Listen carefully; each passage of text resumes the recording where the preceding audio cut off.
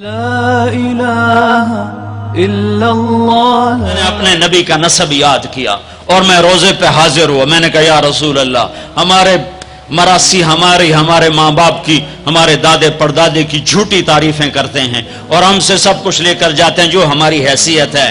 آپ سچے، آپ کی نسل سچی، آپ کی جد سچی، آپ کا شجرہ سب سے اعلیٰ، آپ کی ذات اللہ کے بعد سب سے اعلیٰ.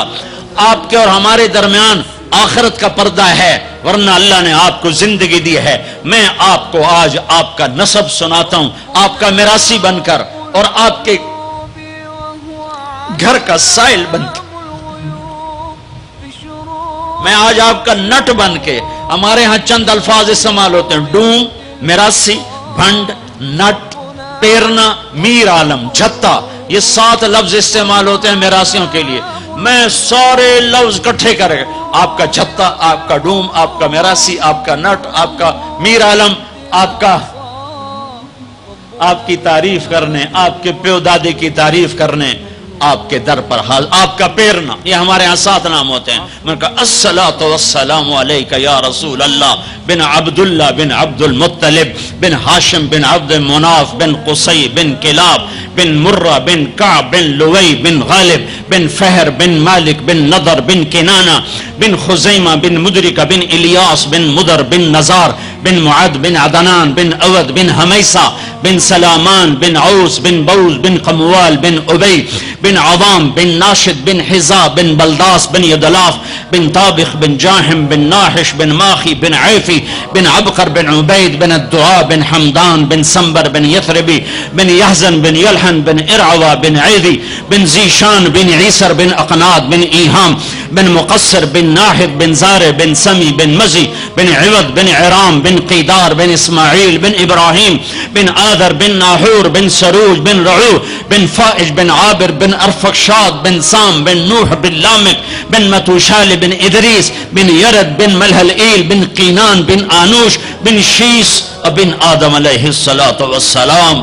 اگر بنی ہاشم دی خیر یوں تو کر نہیں سکا کہ شرطے کھڑے ہوتے ہیں، تو میں نے دل ہی دل میں کہا بنی ہاشم دے دیر سلامت، حسن حسین دے دیر سلامت، علی جعفر دے دیر سلامت، قاسم عبداللہ دے دیر سلامت.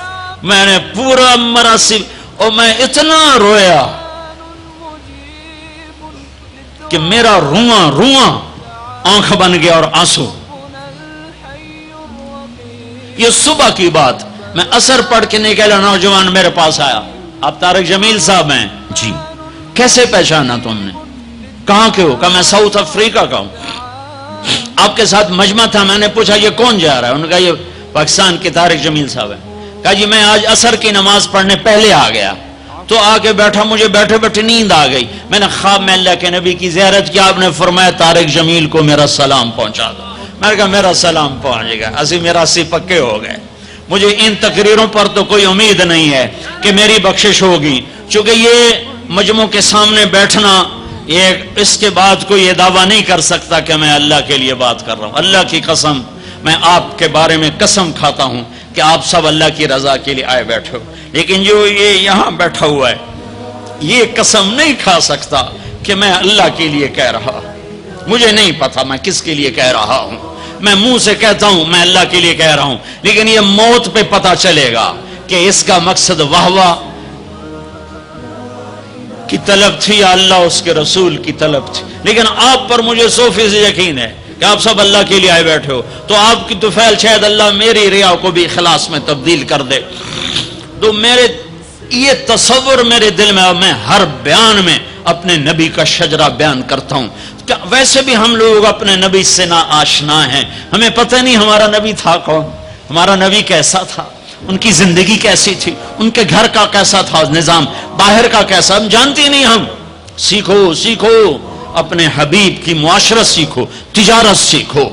آپ طاقت میں آئے تو آپ نے کیا کیا، آپ تاجر بن کے آئے تو آپ نے کیا کیا، آپ خامن بنے تو آپ نے کیا کیا، آپ باپ بنے تو آپ نے کیا کیا، آپ جنگ میں آئے تو آپ نے کیا کیا، آپ نے ہتھیار اٹھائے تو آپ نے کیا کیا، آپ نے صلح کی تو آپ نے کیا کیا، آپ مسلح پر آئے تو آپ نے کیا کیا، آپ کی رات آئی تو آپ نے کیا کیا. سیکھو. لا الہ الا اللہ. الله ما لنا